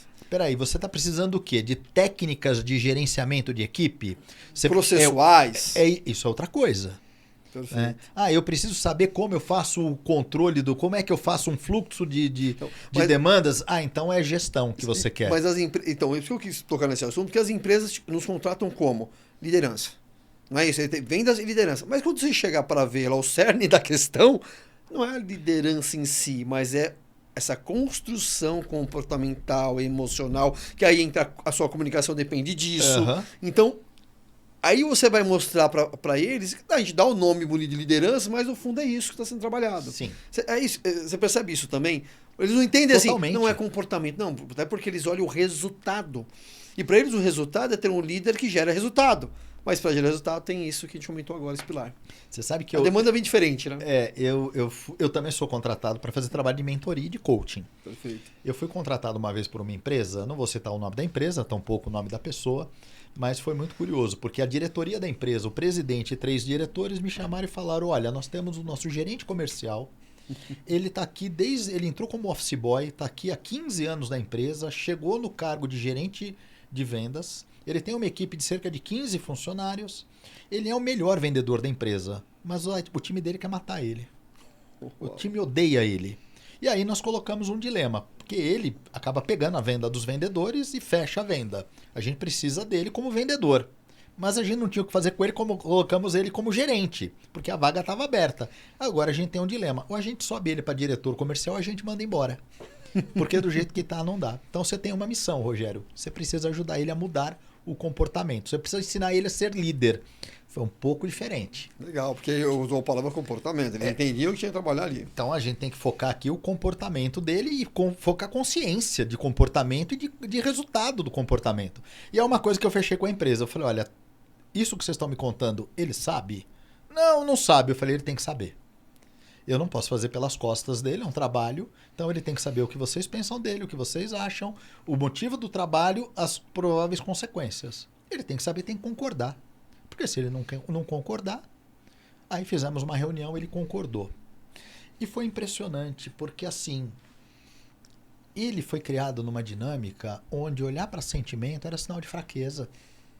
Então o problema... O homem não chora, vai. Exato, o problema está na base, o problema está na formação. Perfeito. Então imagina uma pessoa que uma vida inteira foi criado no meio social chamado família. Tudo que a gente falou, por isso a gente falou até agora sobre a maior parte daquilo que a gente estava conversando de família, de relacionamento. Então, olha, é quase que automático as pessoas saírem da sua família, irem para o meio social e buscarem replicar o que elas viveram dentro de casa no meio social. Até que foram suas primeiras referências de liderança. Exato. Os pais, a escola, o professor. Exato. Então, aquele é o modelo certo. Exato. Tá? Aquele é o modelo certo. E sem entrar em... Vamos supor que a pessoa teve um pai repressor, tá? Sem querer entrar em polêmica do autor, mas... Há um autor, que é o Paulo Freire, que ele tem uma frase. Eu não quero entrar na polêmica se vale ou não a questão, a pedagogia dele, mas ele tem uma frase que é muito verdadeira. O sonho do oprimido é um dia tornar-se opressor. E isso tem uma interpretação muito clara. Ora, se eu entendi que o modelo de sucesso é alguém que grita, é o meu pai, por exemplo, é o meu modelo de sucesso. Então, horas, eu tenho que entender que quando eu estiver numa posição semelhante, o modelo de sucesso vai se replicar a mesma coisa. Os pedagogos, quando faziam pedagogia, tinha uma frase, né? Que era assim, se não dá no Piaget, vai no Pinochet. Né? Então, assim, vai no chicote. De certa forma, o Paulo Freire falou a mesma coisa. Oscar Freire, Paulo Freire. Então, o que acontece é o seguinte, a pessoa vai para uma empresa e colocam ela numa posição de liderança. O modelo que ela tem construído, se ela foi criada na base do grito, da ofensa, da humilhação, ela entende que, esse é o modelo. Ou vamos supondo que a pessoa não teve essas referências em casa, mas entrou no mercado de trabalho, o seu gestor era assim, ele aprendeu que é dessa forma. Principalmente a primeira liderança, né, cara? A primeira liderança de alguém faz muita diferença e marca muito. Negativamente ou positivamente. Principalmente empresas que a gente atende atacadão, outras empresas que têm uma construção interna de crescimento, que é muito positivo, eu bato palmas para isso, mas essas primeiras lideranças, onde a pessoa entra e não tem uma visão externa de mercado, e aquela é aquele formato de modelo de liderança que ela vai replicando ao longo dos anos, também é uma cultura que é criada, e isso pode gerar um grande problema também na empresa. Eu vou pegar um exemplo, trazendo para os trabalhos sociais que nós fazemos na instituição de caridade. Essa conversa minha esposa teve agora no final do ano. Minha esposa, de sábado de manhã, ela faz um projeto chamado Se Educa, com crianças de uma comunidade extremamente carente. E quando eu falo extremamente carente, é não ter o que comer durante a semana. Quase miserável, na verdade. A miséria. A miséria. Agora, nessa época de chuva, as crianças relatarem que assim, os barracos enchem de água e chove mais dentro do que fora. Mas a minha esposa ouviu no Natal, no final do ano, nas festas, e é todo um trabalho de socialização, de tentativa de educação. É um resgate, né, cara? Ouviu de umas crianças dizendo que o sonho delas, quando crescerem, eram ser traficantes. Que era o modelo. E minha esposa foi tentar conversar com essas crianças que falavam disso, e o discurso de uma das crianças foi o seguinte: mas tia, como é que você está falando que isso é errado? Se eles têm carro e eles agora no final do ano vão para a praia. Modelo de sucesso. E nós não temos nem o que comer. Então veja, o sonho do oprimido é tornar-se opressor. Porque aquilo é um modelo de sucesso. Sim, sucesso. Então, por isso que a tentativa nesse projeto social é dar referências diferentes, melhores referências, para que a criança e o adolescente por essa bolha, né? e vislumbre um mundo melhor, longe da violência e desse mundo tão triste que elas vivem no dia a dia. Mas trazendo para dentro das empresas, a empresa é reflexo da sociedade. Exato. Se você tem uma sociedade onde os valores estão tortos, onde falta compaixão, entendimento, caridade, falta preocupação com o outro, você vai ter isso replicado dentro da empresa. E aí o que eu vejo hoje dentro das empresas é uma necessidade premente de ajudar a formar essa base de líderes, de futuros líderes, ou de líderes iniciantes principalmente. Só que a gente entra aí num outro problema. Não sei se você vai entrar em gerações, mas eu vejo a questão também, se você comentar gerações, é o seguinte, quando você olha hoje os modelos, eu sou da época que eu era criança e queria ser jogador de futebol. Hoje eles querem ser influencer. Então você tem hoje um digital muito forte mostrando o sucesso de ver muitos meninos milionários, ou até bi muitas vezes, né, chegando já próximo disso. Muitos eu conheço e me procuram, a gente tem um trabalho também que trabalha com artistas e tudo mais, e me procuram porque está arrebentado emocionalmente, está arrebentado em várias outras esferas, só tem dinheiro. E muitos que vão trabalhar hoje, né, os jovens que vão trabalhar, eles têm essa ânsia, que ele já comentou, de querer fazer sucesso logo, de querer, e o sentimento de muitos deles estou perdendo meu tempo aqui. Ou isso aqui não vai me levar a lugar nenhum. Então não existe mais o processo de construção e desenvolvimento necessário em várias esferas também comportamentais, emocionais e de competências para poder chegar ao próximo passo. Aí você vai comentar alguma coisa. Exatamente nessa linha, né? Eu vejo um problema, caiu quando eu ia falar, né? E aí entra uma outra questão. Você pede, às vezes, para uma empresa externa ou para um consultor, um palestrante externo entrar ali e dar uma mensagem para aquele grupo sobre equilíbrio emocional, sobre gestão das emoções, sobre gestão da emoção do outro, né? Sobre influência, sobre poder da influência, sobre técnicas. Muito bonito, né? Aí, invariavelmente, eu ouço o seguinte... Esse curso vai ser aplicado para o meu chefe? O meu líder? Para o dono? Às vezes para o dono? Não, eu fui... eu não vou falar aqui o nome da empresa. Claro. Tá? Mas tem muitos. Eu fui contratado há um tempo atrás por uma grande empresa, que inclusive está na mídia, e a liderança da empresa está na mídia com frequência. E eu fui contratado com uma missão, que era... ajudar a humanizar a empresa. E me contrataram, me deram uma cadeira lá dentro. Falaram, não, você vai ficar aqui dentro e eu quero que você faça isso. Eu quero que você ajude. Isso a diretoria conversando comigo. Na verdade, 2 diretores conversando comigo. Eu quero que você ajude a desenvolver líderes, a ajudar. Para tanto, você vai ter uma posição importante aqui dentro.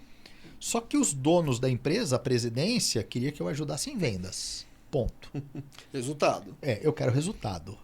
A presidência queria resultado. Tem muito isso, né? O RH chega e fala assim, não, a gente precisa disso. Aí o dono fala, desde que tenha resultado. Aí eu tinha uma área que não era nem o RH, tá? Não era nem Às o vezes RH. outra...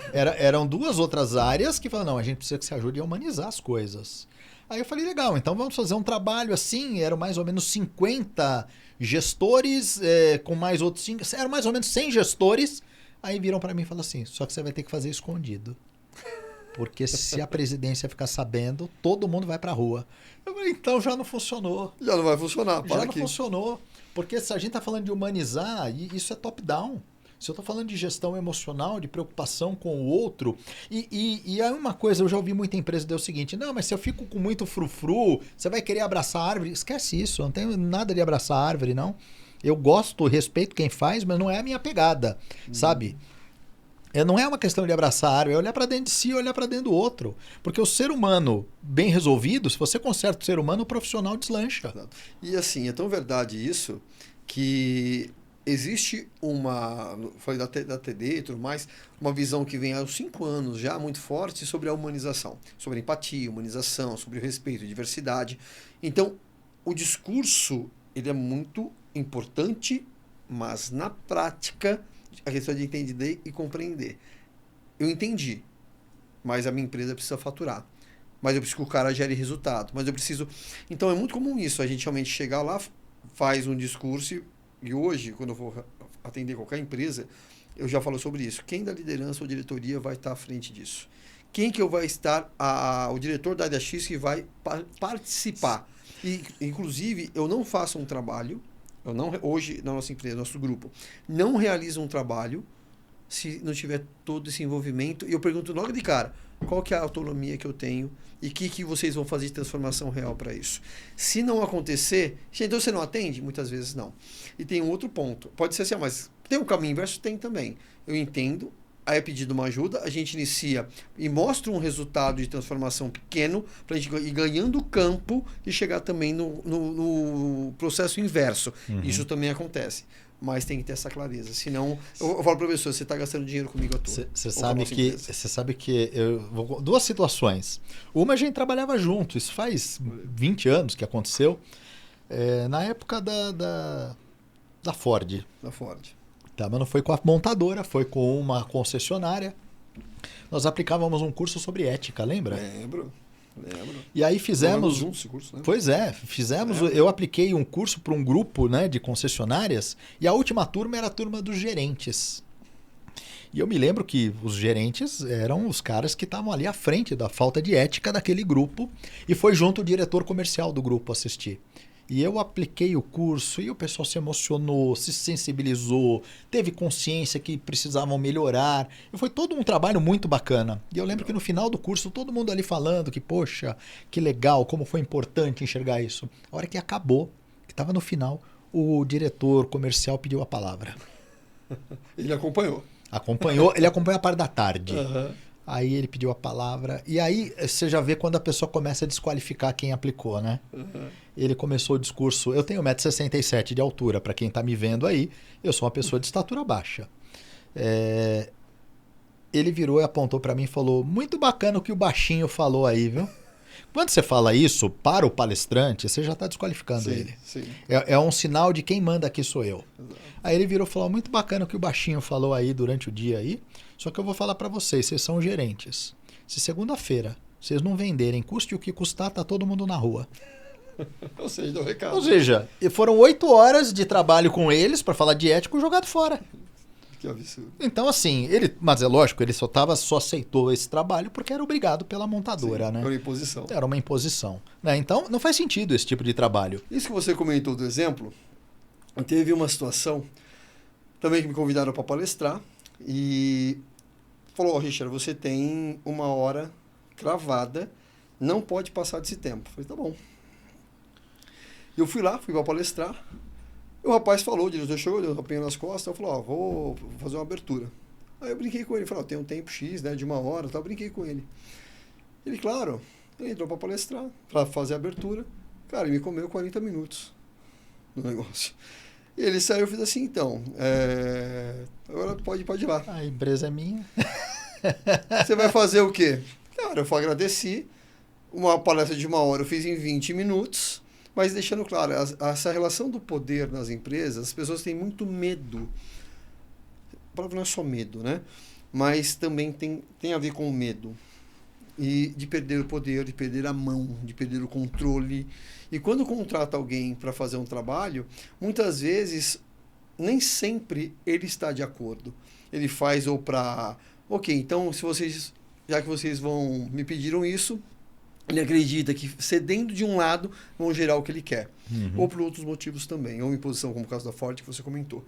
Então, você percebe isso, você percebe essa questão do poder, ainda essa relação de autoritarismo, de poder muito grande nas empresas. Então, o discurso é muito bonito, mas na prática ele não tem acontecido. Sim, e aí entram 2 questões, né? O caráter em si e entra a maturidade emocional do indivíduo.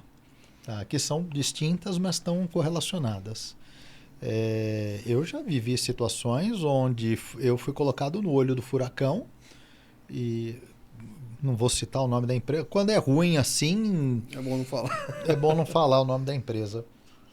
mas também é uma grande empresa. Eu fui contratado por uma consultoria para fazer um curso e eu lembro que eu estava com o presidente da empresa, uma pessoa que estava sempre na mídia, aí, sempre dando entrevista, com o presidente, com a diretoria comercial e eles brigando na minha frente para decidir o que fazer.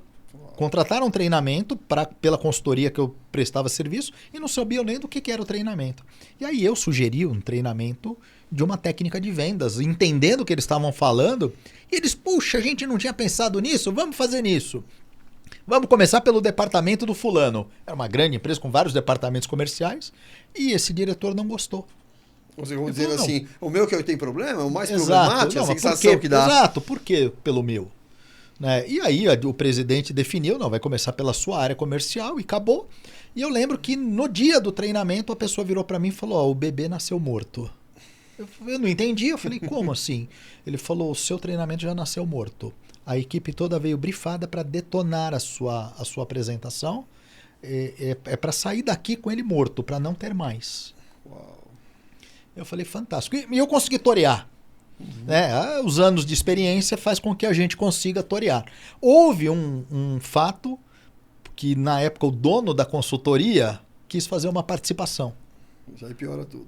Pois não sabe o contexto, não sabe o porquê. Exato. E ele trouxe um assunto que era um assunto sensível e que a empresa tinha dito que não queria que tocasse nesse assunto. E eu já tinha avisado ele. A empresa disse que não quer que toque nesse assunto. Não, eles vão adorar. E ele trouxe o assunto e aí eles pegaram esse ponto, acabou o treinamento aí, na participação dele. Mas esse termo eu nunca ouvi, o bebê nasceu morto, olha isso. O bebê nasceu morto. Eu falei, não entendi. Ele falou, o seu treinamento, ele foi feito para não acontecer. E foi isso, e não teve mais, e acabou aí. E quantas vezes, né, cara, a gente não é... Hoje, com muitos anos de experiência, a gente percebe rápido.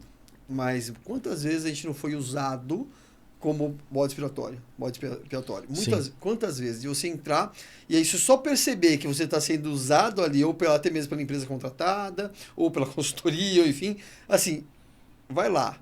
Vai dar ruim, mas vai lá e te joga lá quantas vezes? Porque, ou também eu escuto muito, talvez você também escute, de assim, não é para resolver, é só para não deixar explodir, tá? É só para amenizar. Porque se você... Então, segura a onda pra gente. Então não é para resolver nada. Vamos falar assim, para... Fizemos alguma coisa assim, não deixa estourar, tá? Olha, a gente se depara com cada coisa. Eu lembrando de um fato, eu fui uma vez no Rio de Janeiro aplicar um curso para uma empresa e eu comecei o treinamento e era um curso de gestão de equipe. E eu comecei o clima lá embaixo. E eu já levei uma bordoada na abertura, sem motivo algum. A pessoa já me respondeu atravessado, e eu tentei torear a coisa, o outro respondeu atravessado. E eu sei que chegou na hora do intervalo do café, o clima estava péssimo. Ainda que eu tenha todas as técnicas, eu estava conseguindo lidar com a situação. Aí veio um gestor me dizer, olha, eu não te avisei nada, porque eu achei que ia passar, mas a gente está aqui desde ontem. A gente fez um trabalho ontem e hoje é o seu treinamento. Ontem... O presidente da empresa veio e xingou o pessoal aqui, xingou as mulheres de vagabundas, xingou os homens de canalhas, falou que ia mandar todo mundo embora, que eles não prestavam, acabou com eles aqui. Ontem à noite eles voltaram para os quartos do hotel, aqui no hotel, mas destruídos. E ele falou, eu acho que nem devia ter tido o seu treinamento hoje. Eu falei, agora entendi, porque o clima tá ruim. Aí eu retomei, eu falei, pessoal, fiquei sabendo agora o que aconteceu ontem. Botei uma cadeira no meio da sala, sei lá, 30, 40 pessoas, falou, vamos conversar? Vamos conversar? E comecei a dar a oportunidade para eles colocarem os sentimentos para fora.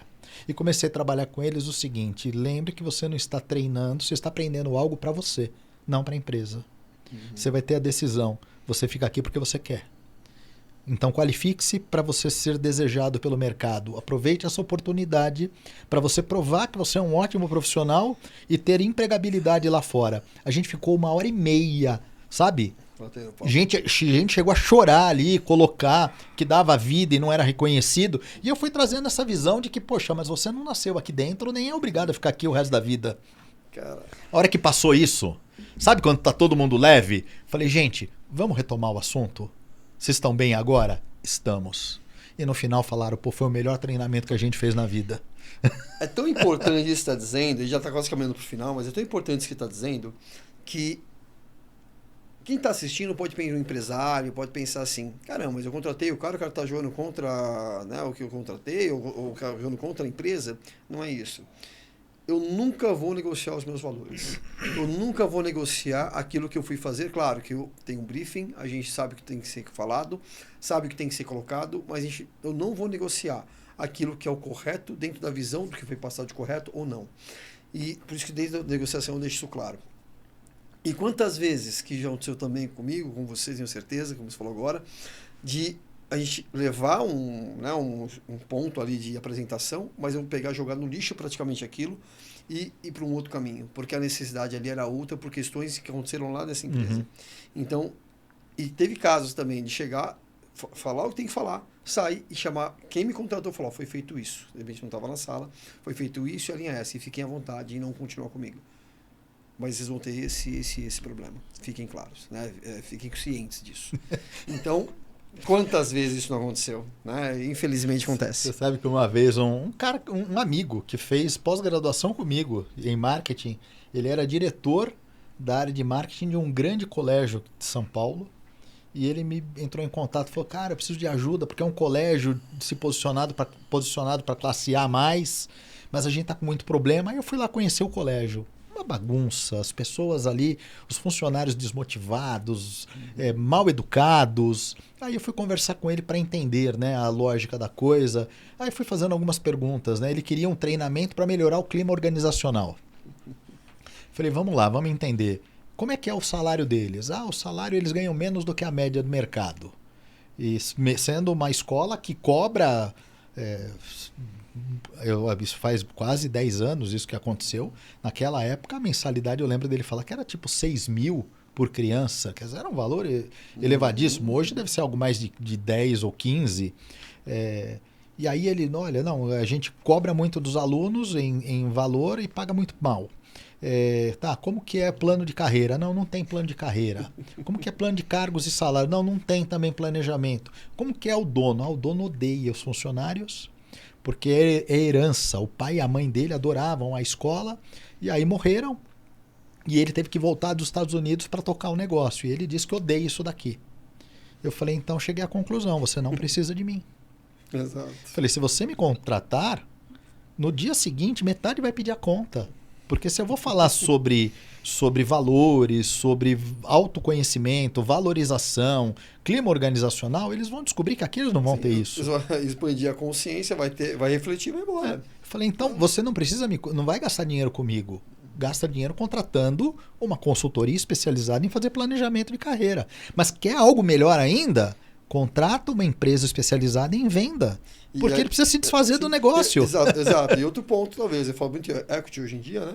Mas um outro ponto, né? De repente não quer desfazer porque é rentável, coloca um presidente, coloca um CEO, faz um trabalho de headhunter, traz lá e traz alguém Eu falei para ele, simples. Para mim seria muito fácil ganhar essa conta, porque tava ganha, você é meu amigo. Sim. Né? Tava muito fácil. Cara, mas eu não tô aqui para pegar o seu dinheiro e não te entregar nada em troca. Você sabe o que aconteceu no dia seguinte? Ele me ligou e falou, Rogério, obrigado, você abriu meus olhos, eu pedi a conta hoje. Ou seja, eu não precisou nem do curso, eu entendi o recado. Ele pediu a conta. E é legal, né? O último ponto de empresas, assim, de clima organizacional. Acho bonito isso, clima organizacional. Faça uma pesquisa. Quem que gerou o clima? A organização. Quem que é a organização? E criou uma cultura, seja de medo, seja de imposição, seja de autoritarismo, a liderança, a diretoria, o dono.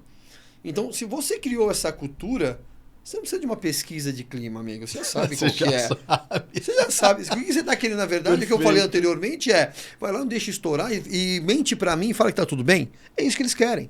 Então, isso não vai acontecer. Se me contratar ou te contratar, eu sei que isso não vai acontecer. E acredito eu que os seus clientes, como os meus também aqui, os nossos clientes, e essas pessoas que nos contratam talvez por isso, pela verdade e por aquilo que a gente faz, e aí pela convicção daquilo que vai acontecer e que a gente pode fazer e ajudar, e não por outros fatores, porque os fatores eu não fico e você também não.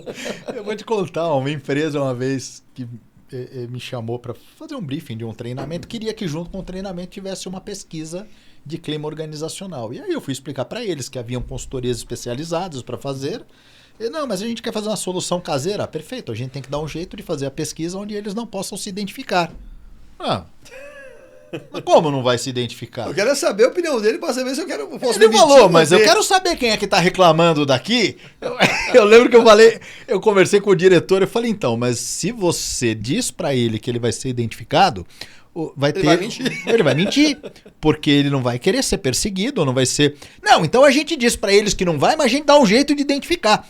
E aí ele soltou porque eu quero mandar embora este...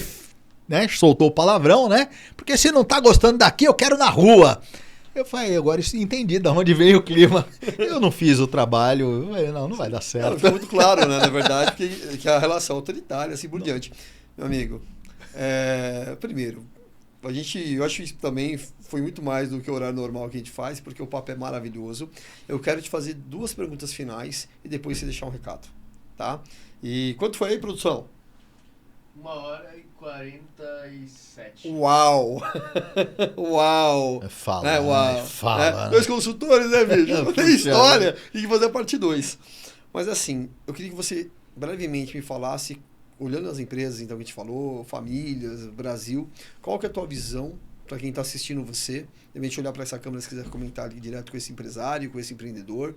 Qual é a tua visão de mercado que você, olhando aí para 2025, para o futuro, de tendência, de uma forma até global, olhando a economia, olhando hoje um governo, uma divisão do mundo entre direita e movimento de esquerda, olhando para o Trump assumindo, enfim, com a nossa inflação, fazer uma análise rápida, econômica e olhando para empresas, né, isso para as empresas.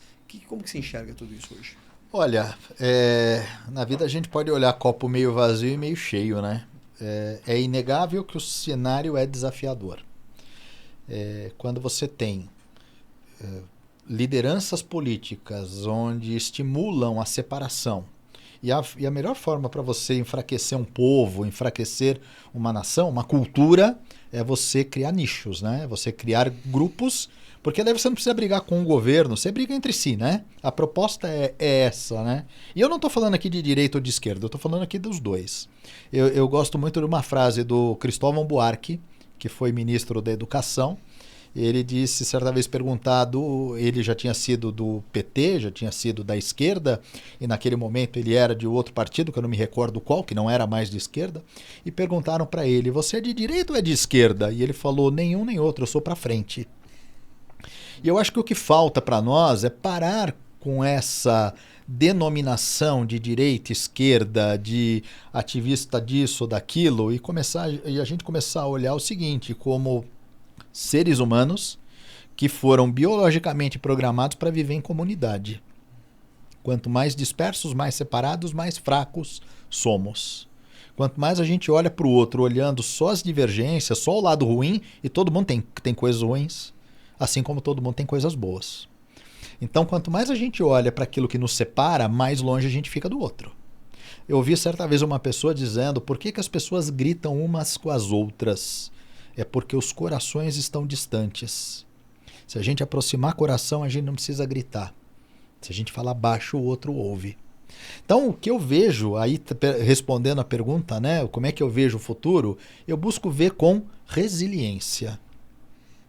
Resiliência. Resiliência é a capacidade que a gente tem, às vezes, de inclinar, porque o peso está grande, mas de voltar à posição ereta, não como era antes, mais forte. Então, eu acho que situações difíceis fazem pessoas fortes, criam pessoas fortes. A gente tem a oportunidade, olhando para o copo meio cheio, a gente tem a oportunidade de ver que neste momento que a gente vive é uma ótima época para a gente desenvolver resiliência e nos transformarmos em pessoas mais fortes, mais compreensivas, mais perseverantes, se qualificando mais. O mundo vai precisar disso. O Brasil precisa disso. O Brasil precisa muito de educação, precisa muito de conhecimento, mas precisa também de um olhar mais empático em relação ao outro. Se a gente conseguir fazer isso, deixando de lado direita ou esquerda, outra coisa, parar de acreditar em salvador da pátria, em pessoas que vão resolver um problema. Não é uma pessoa que resolve um problema, mas é uma ideia, é uma proposta e é um grupo de pessoas unidas por um ideal. Se a gente colocar o Brasil como ideal, quem sabe as coisas melhoram. Essa é a minha mensagem. Perfeito, Rogério. Mensagem melhor não poderia ter. E você falou do Salvador da Pátria. Eu fiz um estudo recentemente de uma imersão sobre arquétipos, arquetipia, e acho que você deve ter estudado já sobre isso também. E nosso momento é a arquetipia do herói. O nosso povo busca um herói, né? Então, os presidentes que aparecem como heróis, né, dentro do nosso grau de maturidade do Brasil, eles se agarram. Né? Então, estamos no momento do arquétipo do herói. E temos que passar esta fase que você falou tão bem. Meu amigo, foi uma conversa maravilhosa, foi um bate-papo. Tem que ter uma parte 2, 3, 4 para falar de N assuntos. A gente não falou 10% aqui do que a gente até gostaria. Mas obrigado mais uma vez, obrigado pela tua presença, pela tua caridade, né, de transformar o mundo, tudo onde você passa. Eu brinco que o Rogério é um cara que sente a dor do mundo, né, que ele quer ajudar todos e a todo momento. Tivemos N histórias já muito boas juntos, momentos muito difíceis também, que você me ajudou bastante, devido às nossas trocas. Eu queria que você mandasse o recado final, agora também olhando para a câmera que você quiser, para tua família, para tua esposa, para teus filhos, né, para quem você quiser, e deixa um recado aí para eles. Isso vai ficar na história, vai ficar gravado. O recado que eu tenho para dar é o recado que eu falo com frequência para minha família. Eu falo isso com frequência para os meus filhos e para minha esposa. Falei faz 2 dias para minha esposa, eu olhei para ela e falei, como eu tenho sorte, né? Como eu tenho sorte de estar casado com você, Lívia, como eu tenho sorte de ter filhos que eu tenho, como eu tenho sorte de ter uma família harmoniosa e harmonizada, com valores que eu julgo bons, como eu tenho sorte. E minha esposa geralmente rebate dizendo, não é sorte, né? Nós fizemos alguma coisa por merecer. Ela falou, porque eu também me sinto uma pessoa de sorte. Então o que eu quero dizer, recado para minha esposa Lívia, para o meu filho Enzo, para o meu filho Giovanni muito obrigado por terem me dado a oportunidade de fazer parte da vida de vocês. Vocês não sabem o quanto vocês me ajudaram nessa existência. Beijo. Emocionante. Obrigado, Rogério. Mais uma vez, gratidão por esse momento, por essa conversa, por esses anos de amizade, esses anos de troca. Né? Acredito que o quanto a gente evoluiu nesse processo, eu mais ainda, né? Que você era uma pessoa muito evoluída, eu vim crescendo na minha vida. E obrigado pela amizade, obrigado pelo espaço que você colocou na tua agenda para vir aqui, eu sei, muito corrida. Obrigado por tudo que você compartilhou nesse bate-papo aí de quase 2 horas. E as portas daqui da minha vida estão sempre abertas para você. Muito obrigado, gratidão. Valeu, meu amigo. Tamo juntos. Até a próxima. Não perca, tá incrível esse episódio. Valeu.